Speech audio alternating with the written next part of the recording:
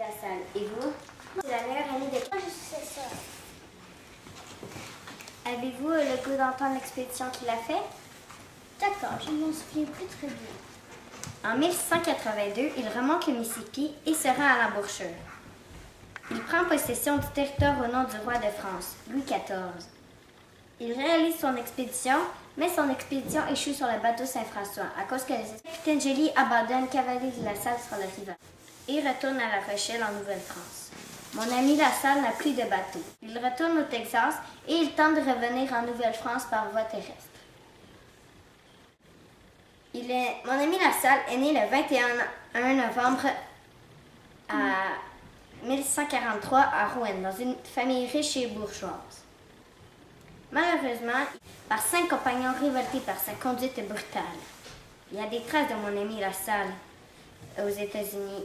2 statues ont été érigées. L'une d'entre elles se situe à Chicago et l'autre se situe au Texas. Professeur jusqu'en 1666. En 1165, il exprime le désir d'être envoyé en mission. Il était mal dans sa peau. Il invoquait ses infirmités morales pour demander d'être relevé de ses vœux. Le 27 mars 1667, mon ami Lassalle est libre. Sans métier ni fortune, mon ami Lassalle arrive en Nouvelle-France en 1167, en présence de son frère Jean, sulpicien. Un sulpicien, c'est un prêtre, établi à Ville-Marie depuis moins d'1 an. En 1182, mon frère et ses hommes atteignent le sud du Mississippi. Le 9 avril, il prend possession du territoire découvert au nom du roi de France, Louis XIV, et le nomme Louisiane en son honneur. Sitôt arrivé, le jeune homme obtient une terre située dans l'ouest de l'île de Montréal. Par dérision, mon ami Lassalle étant obsédé par la recherche du passage vers la Chine, cette seigneurie sera surnommée la Chine. Au mois de juillet, mon ami Lassalle est prêt à rechercher la mer Vermeille, l'océan Pacifique qui laisse passer. Mon frère Cavelier de Lassalle, fils d'un riche commerçant, Jean Cavelier. Le nom de Lassalle qu'il portera plus tard provient d'une propriété familiale dans les environs de Rouen.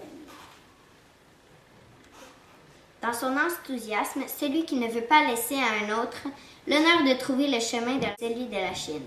Vendit sa terre, ceux qui l'avaient équipé de 5 canaux et embauché de 14 hommes, l'exploration étant aussi par l'angle de Montréal, qu'il nomme Saint-Sulpice, mais que les habitants nomment la Chine pour se moquer de son désir de trouver un itinéraire pour aller en Chine. Le sulpicien François Delisle de Cazon, en compagnie de 3 canots, 7 engagés et un précieux compagnon. Le compagnon était l'abbé René de Bréant de Galinée, chargé de dresser les cartes de la découverte. Les compagnons trouvent que leur chef est incompétent parce qu'il ne sait parler ni algonquin ni iroquois. Au mois de septembre, le groupe atteint le lac Erie. Le 1er novembre 1669, il reçoit son mauvais état de santé. Mon ami Lassalle annonce qu'il retourne à Ville-Marie.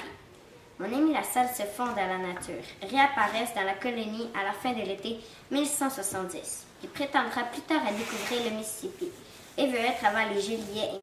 En 1173, le gouverneur Louis de Buade de Frontenac délègue mon ami Lassalle en mission au lac Ontario, où ce dernier convoque une réunion des chefs des tribus iroquoises, qui l'autorise à construire un fort à Katakaro, ayant mené à bien l'entreprise qui vise à assurer